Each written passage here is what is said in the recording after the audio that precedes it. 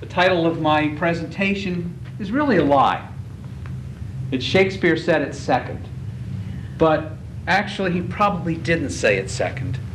He was probably fifth or sixth or 700th or first, depending on how you look at it.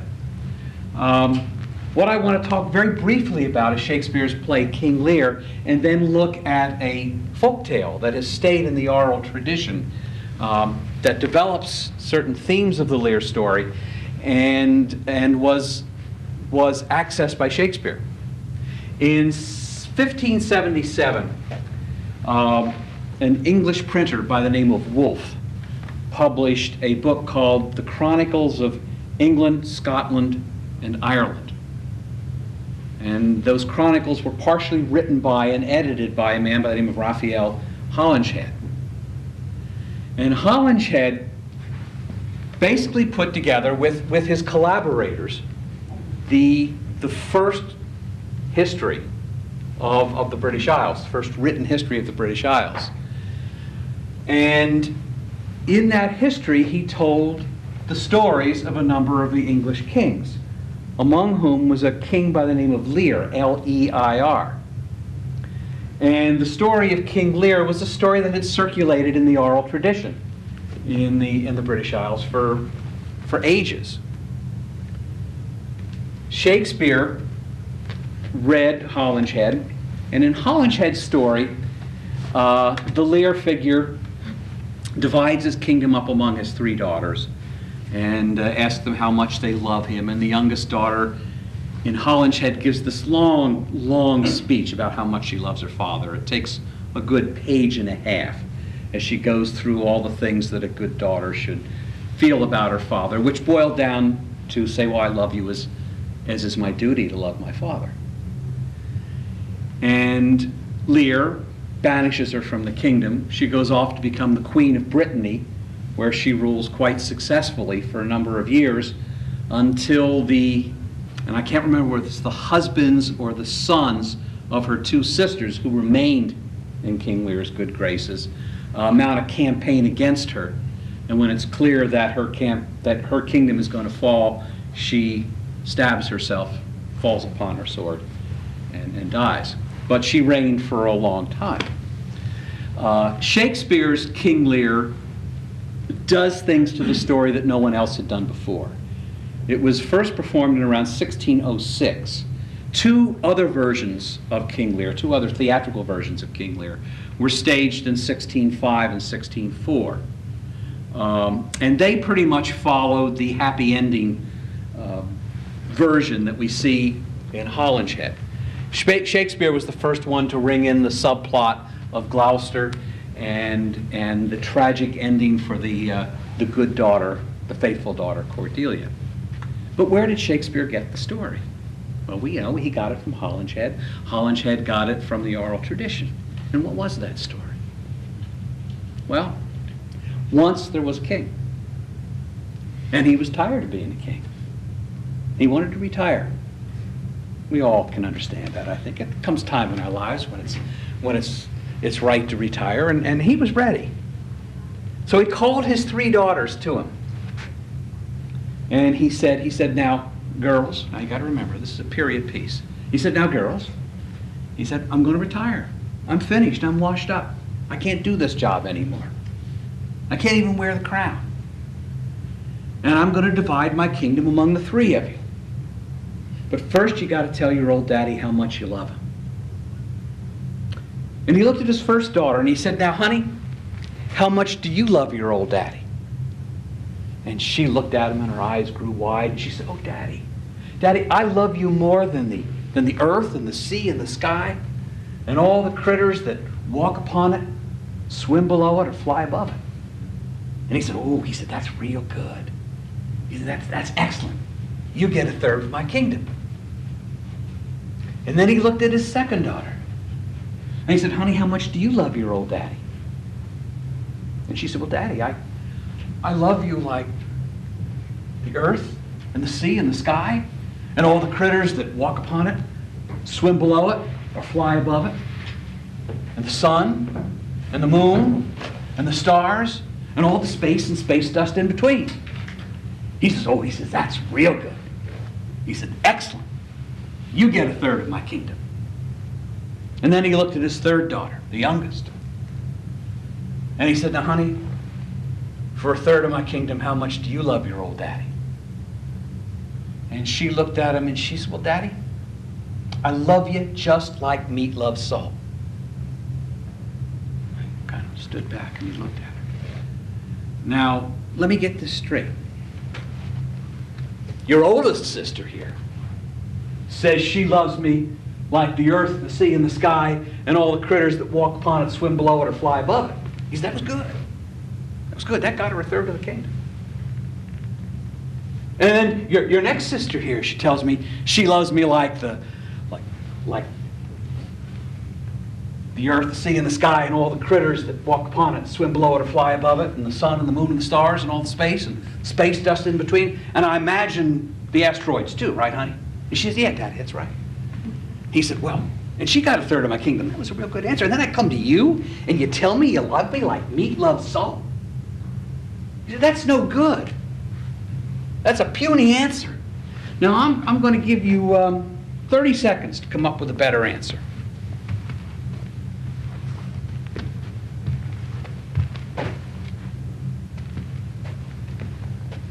That's storytelling time.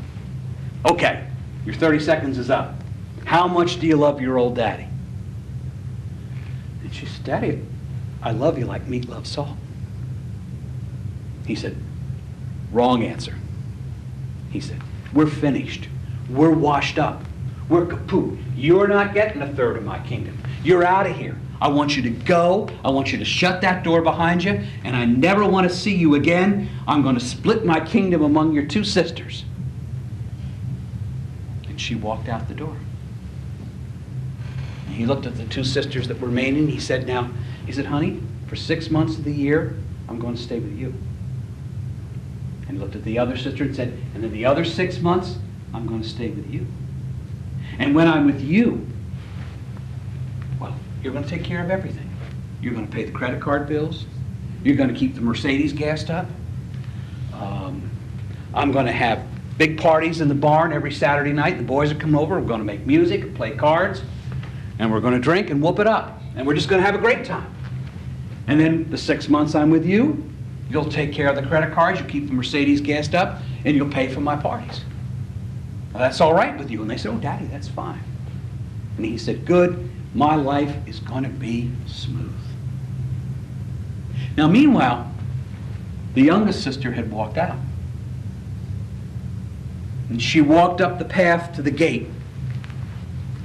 And she opened the gate and she stood out on the highway. She looked. She looked back at the house. She looked at the highway. She turned right. And she walked down the highway. And the highway got narrower and narrower. Finally, the pavement ended, and she was walking on a gravel road. And the gravel road got narrower and narrower and turned into a two-rutted backwoods path. And that backwoods path got narrower and narrower until it was just a trail winding through the woods. She was in the woods, deep woods, dark woods, wandering through those woods. And the trail got narrower and narrower. It was just a deer trail that she was following through those deep woods, those dark woods. And the deer trail finally just sort of petered out into the brambles and the briars and the bushes, places where a rabbit couldn't even go. And she was crawling through them, and the brambles and the briars tearing at her clothes. Night following day, day following night, and rains coming and pouring down on her, and still she was in those deep woods, those dark woods, just walking on and walking on and walking on, not even knowing where she was going any longer, just knowing she had to keep moving because there was no place for her back there in her daddy's kingdom. On she walked through those woods, those deep woods, those dark woods, her clothes torn by the brambles and the briars, her skin just covered with scratches and bleeding, festering sores, and the clothes from the rain just rotting until finally she was just as naked as the day she was born, walking through those deep woods, those dark woods, and winter coming on.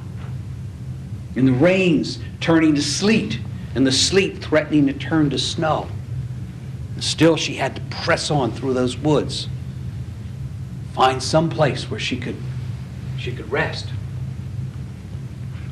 One afternoon she came to a pond in the woods, and there were rushes growing up around the pond, and she gathered armloads of those rushes, and she sat down by the pond and she wove herself a cape out of rushes and put that on, and then moved through those woods, those deep woods, those dark woods. Winter came on, and the snows began to fall, and as luck would have it, because it's a story, she came to the edge of the woods. And she stood there, and a field stretched out in front of her, and it was covered with snow and just the stubbles of corn sticking up through it. And at the far end of the field, way off in the distance there, she could see a light from a house. And so she stumbled across that stubbly field, tripping on the little pieces of cornstalk and falling and getting mud on her, and the snow falling on her cape of rushes, till finally she came to that house up there, and she went up to the door and she knocked on it. And the king of that country opened the door, and he looked at her, and she was a fierce-looking critter.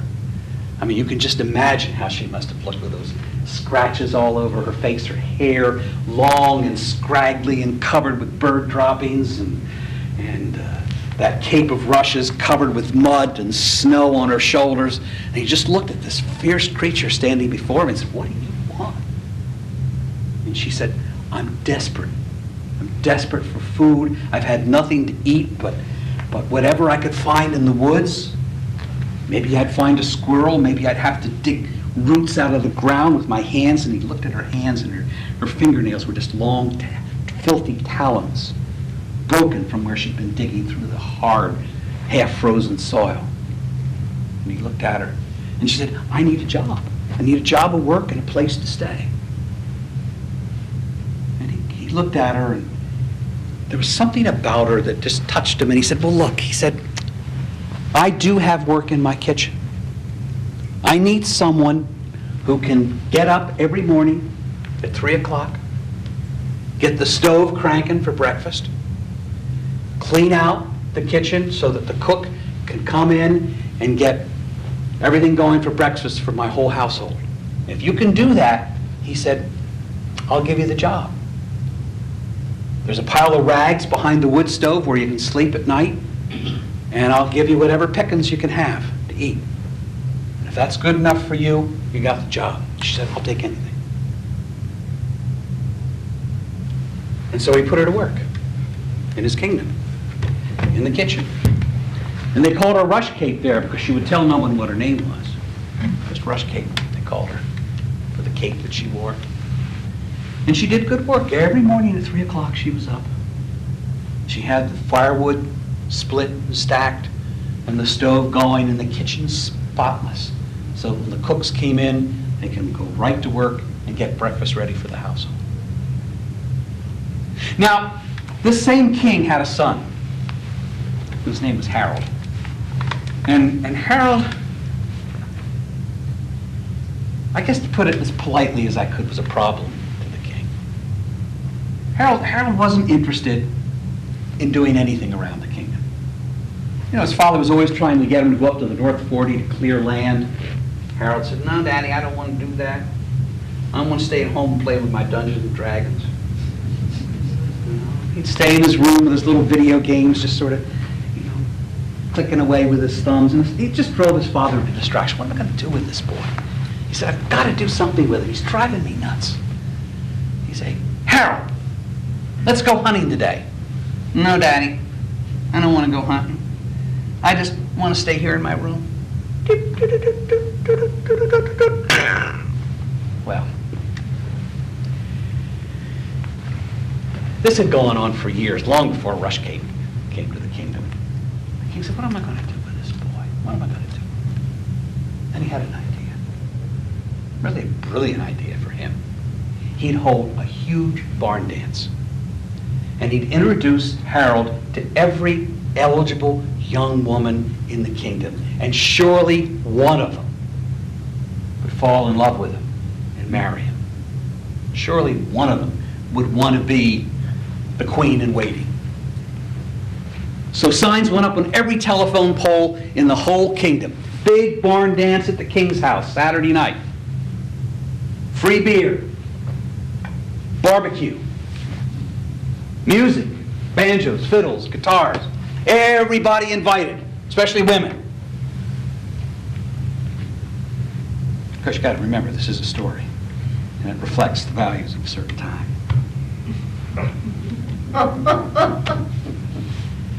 So, the kingdom was abuzz. Everybody was talking about the party at the king's house that Saturday night. Everybody was making preparations to go. Even the cooks in the kitchen were talking. I said, this is going to be a great party. The king hasn't thrown a party. Jeez, I don't think he's ever thrown a party. This is going to be a blast. We got to go. And then they said to Rushcape, are you going to go? Rushcape said, no, I'm not interested. But you know what she was doing? She was saving little pieces of material. An old piece of dishcloth here, an old piece of a towel here. Any kind of material she could get her hands on, she was saving. And at night, when everybody else had gone to bed and she was alone in the kitchen, she was stitching them together into this beautiful quilt-patterned gown that she was making, with stars and starbursts, or sunbursts, all over it. And came the night of the dance. Cook said, you sure you're not coming to the party, Rushcape? Rushcape said, no, I'm not interested in that. And everybody left. Rushcape was in the kitchen, and she could hear the banjos and the fiddles tuning up in the distance in the barn up behind the house. If you listen real hard, maybe you can hear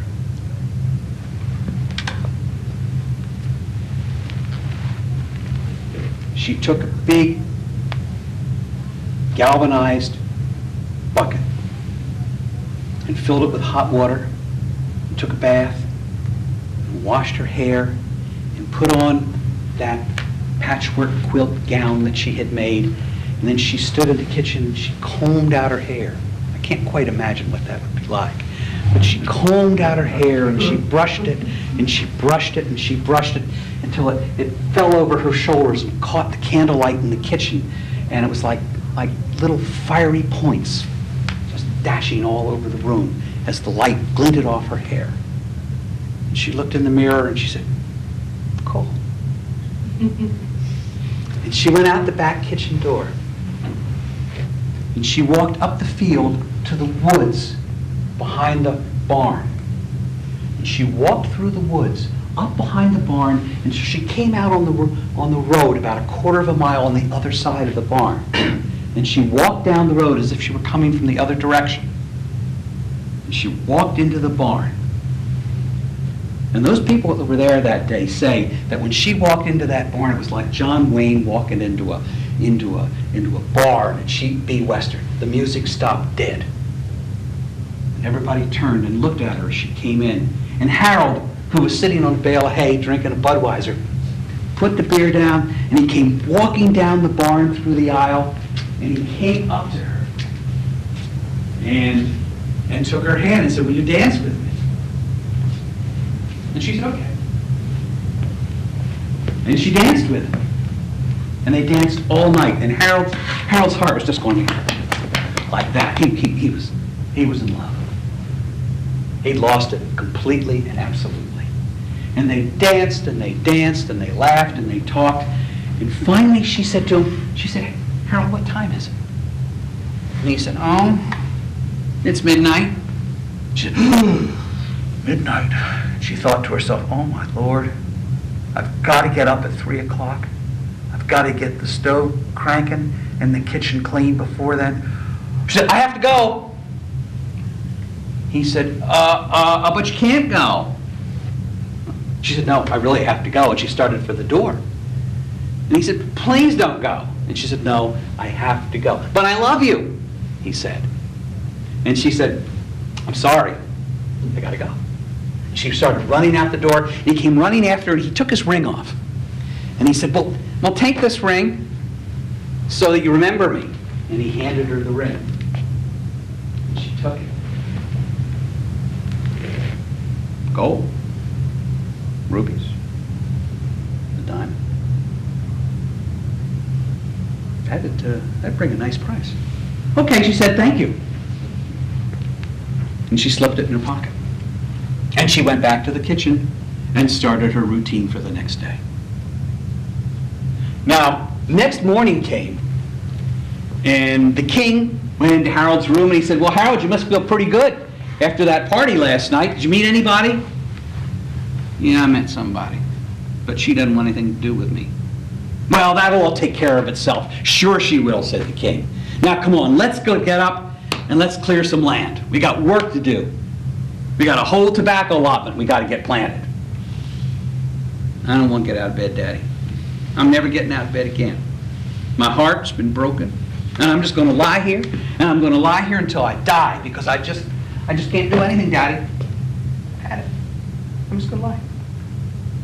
Oh, my Lord, said the king, and he walked out of the room. But you know, this went on day after day after day. The king would come and say, come on, Harold, get out of bed. I'm not getting up, Daddy. I ain't ever getting up again. I'm just going to lie here until I die. And indeed, he didn't get up. He didn't get up for anything. He wouldn't eat anything. He just lay there in bed. And you can imagine how foul that room got. I won't go into details, but you're all smart, imaginative people, and I can see your eyes just sort of cranking and your nose sort of going like this already. I mean, it was foul. One day the king walked into the room to try to get Harold to get out of bed, and he couldn't stand the stench, and he walked in and he ran over and he threw open the window. And the minute that window opened, this tiny, tiny little black bug flew in the room and landed right on Harold's chest. You know what that bug was? The bug was dead. It was dead. It was sitting on his chest. Every day, death would grow bigger. And Harold would grow smaller, thinner, weaker. Death was growing, growing. Every day the king would come in and say, Harold, shake that off and get up. Harold said, I ain't getting up, Daddy. I'm never getting up again. I'm just going to lie here until I die with my heart broken. Death getting bigger and bigger until finally it was this huge, black, swollen thing just sitting on his chest, sucking his life right out of him. Looked like the body of a spider without the rest of the spider. It's a foul thing. And then its wings began to grow. First, just little things sticking out of its side. But then it began to grow, and every day, Death's wings got bigger, bigger, huge, black, leathern wings, growing up like that, coming up to cover them like some giant tent.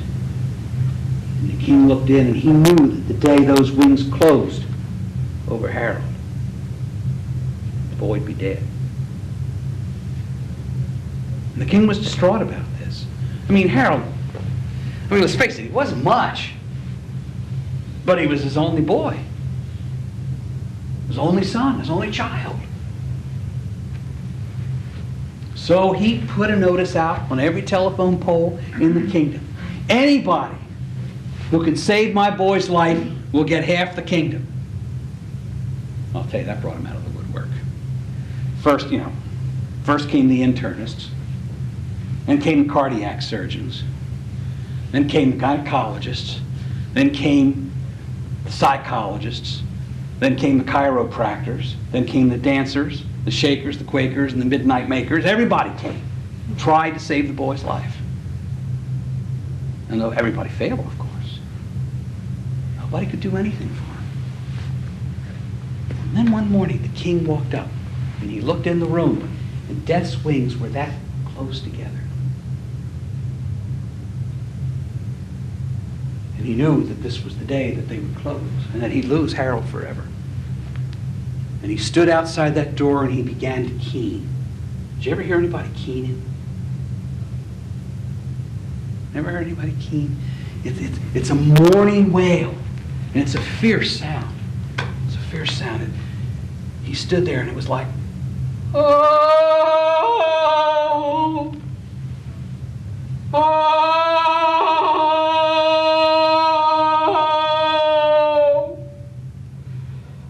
oh,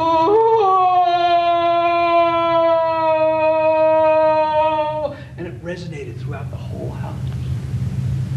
Down in the kitchen, rush cake burning. She knew that sound. Anybody seen death knows that sound. And she knew the boy was dying.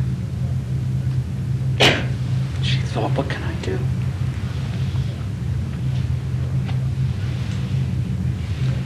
On the stove was a kettle of chicken soup boiling. She ladled out a cup of that chicken soup, and she took that ring out of her pocket and dropped it in. And she said to the cook, take this up to him. I think it'll make him feel better. And the cook, figuring there was nothing to lose, took the cup of chicken soup up to the king. And the king said, I'll try anything. And he walked into that room, and he went over to where Death was on his boy, and he put his foot up on the bed, and he grabbed Death's wings with one hand, and he pulled them until they came apart. And then got his foot up on top of the wing, and he held it there, and he grabbed Harold's beard, and he yanked his mouth open, and he took that cup of soup, and he poured it down his throat. And the ring got stuck in his throat. And he started to choke to death.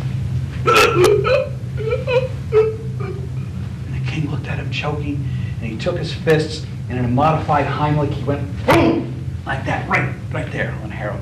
And a huge geyser of chicken soup just, spurted up in the air between Death's rings, and riding on the top of that geyser of chicken soup, the ring. Right. Here it was. And when the geyser subsided, the ring fell, rolled down Death's side, rolled across the floor, and came to rest against the baseboard right here. And the king picked it up. He said, boy, he said, no wonder you've been so sick. You've had a ring stuck in your throat.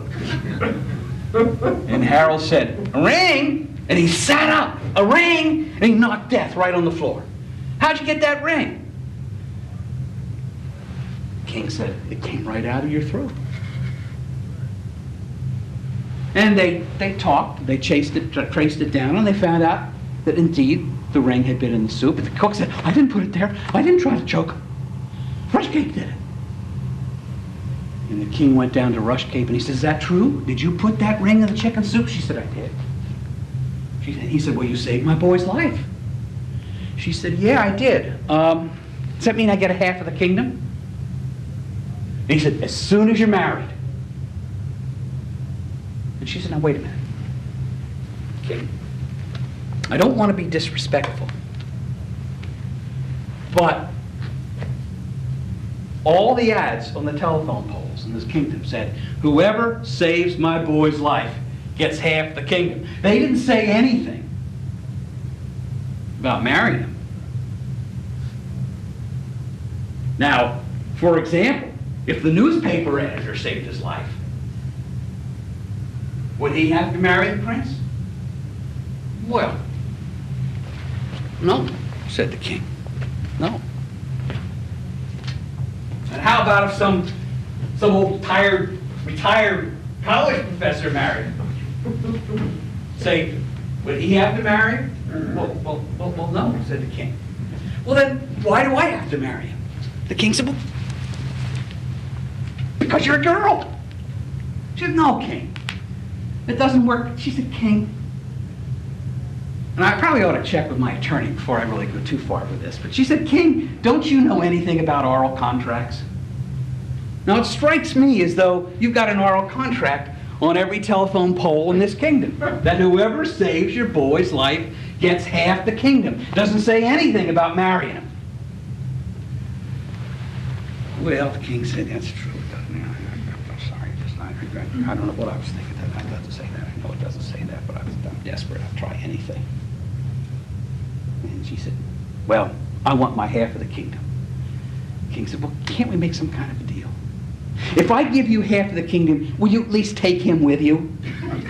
You know, give him a job in your half of the kingdom. You don't have to marry him. You don't have to do anything. Just give him a job. Get him out of my half. She said, okay. It's a deal. So they struck it up. Now, in the meantime, the old king, her father, was having a terrible time with his two daughters. I mean, after about 3 months in the house with the first daughter, she called him in. She said, Daddy, we have to talk. He said, well, we haven't done that in a while. What do you want to talk about, honey? She said, I want to talk about these credit card bills. They're outrageous. You know, $1,500 at J. Crew. I mean, they're not even your stock clothes, Daddy. And this, look at this, Sunoco. $1,700 for 1 month. Now, I know the Mercedes burns a lot of gas, but where have you been going? What have you been doing? And Daddy, the caterer's bills for your barn dances are outrageous. Now, we've got to rein expenses in. Things are getting tight in the kingdom, you know. It's time to rein expenses in. So what we're going to do, Daddy, is you're going to go on a budget. And you're going to get $250 a month spending money. Now, that's your gas, your credit card, and your parties. And that's the way we're going to run things around here from now on. He said, well, that wasn't our deal. She said, no, Daddy, that's the reality of the situation. This is ridiculous. LL Bean? Come on, Daddy. And he said, well, that's the way you feel. I'm out of here. I'm going to go live with your sister. And she said, well, my sister and I have talked this over. And she feels the same way. $250 a month, that's it. And he just exploded in a rage. And he said, that's the way you feel, the hell with both of you. I'm out of here.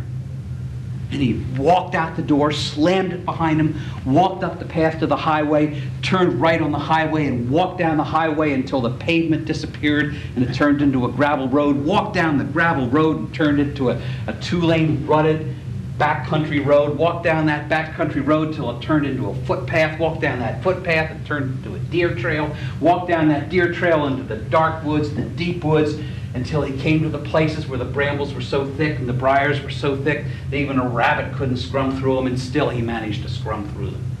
And he walked through those woods, those deep woods, those dark woods. Day after day, night after night. And it was cold. It was winter. There was nothing to eat. Once he managed to literally run a squirrel down, a sick squirrel. He just ran it down, he grabbed it, and he pounced on it, and he just ate it right like that. And the blood from the squirrel running into his long beard, which was getting scragglier by the day, and his hair wild, and his eyes ice blue winter sky eyes. And he'd fall down on the ground, and he'd scrape roots out from the trees, and he'd gnaw on them and bark, and the little white, thick, ugly little things that you find under bark sometimes. And he'd crunch on them like Cheetos. I think he was having a real treat. And on he went through these woods, these deep woods, these dark woods, and the storms would blow, and spring came, and the thunders would come, and the lightning would come, and he'd stand there and scream at the heavens, and shake his fist at the lightning, and roar with the thunder, his hair growing long and matted, and critters living in his beard, sucking at the berry droppings and the squirrel blood that was matted in there. Chipmunks, spiders, all kinds of critters living in that beard. And his hair just matted, out in wild, crazy curls. He looked like some mad, half-mad Rasta man wandering through those woods. So finally, he came to the edge. And he looked out, and there was a field with just this fresh corn growing up through it, stretching out in front of him. And he looked, he squinted his eyes, and there were two lights, a light there and a light there. And he walked towards the light to the left. And he stumbled through the field until he came to the door of that house, and he knocked on it. And the woman that lived there opened the door, and she said, "What do you want, old man?" And she looked at him. And he'd been so long in the woods, and so long without talking to anybody. Words didn't come to him. All he could do was go, and she said, "You're hungry, old man." And she said, "Come in, and we'll put some blankets around you." And she led him into the living room and put him down by the fireplace and wrapped blankets around him. And she said, "I'll get you some food." And she called to the cook in the kitchen. She said, "Harold, cook up a steak, will you?" He said, "Yes, ma'am." And he cooked up a big, sizzling steak. And she took it, she put it on a plate, and she cut it very carefully into bite-sized pieces. And she took one, and she put a fork in it, and she held it out to him and said, "Eat this, old man." He grabbed it off her fork and started eating it. All of a sudden, he spit it out. "Tastes awful," he said. "Needs salt. Meat loves salt." And she said, "Yeah, Daddy." She said, "I tried to tell you that a long time ago." And he looked at her, and the madness just fell away from him, and she embraced him, and the last time I saw them, they were doing okay.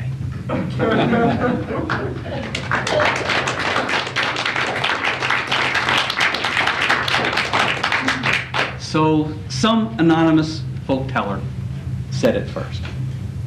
Shakespeare said it second? Maybe. And that's it. I want to thank you so much for coming. I appreciate it.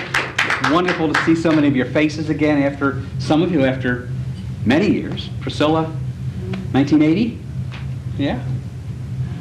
1980. Al? 80. 80? Yeah. Al was editor of the Recorder when I wrote my little movie review column for it. It used to. Yeah, that was a great little section. It was fun to do. It was. It was fun to do. And Bill, Judy, thank you so much. Yeah, isn't it interesting that it does that whole twist on the Cinderella story? Yeah. Yeah. I learned that particular version of the story from North Carolina mountain folk storyteller, by the name of Ray Hicks. And But you always said, Will, that there were only 9 stories. that's right. And any story that's told, you could see which of those 9 traditions it was. Right. Sometimes combinations thereof, yeah, but absolutely. Yeah. So again, thank you very much. I've enjoyed seeing you and telling you a story.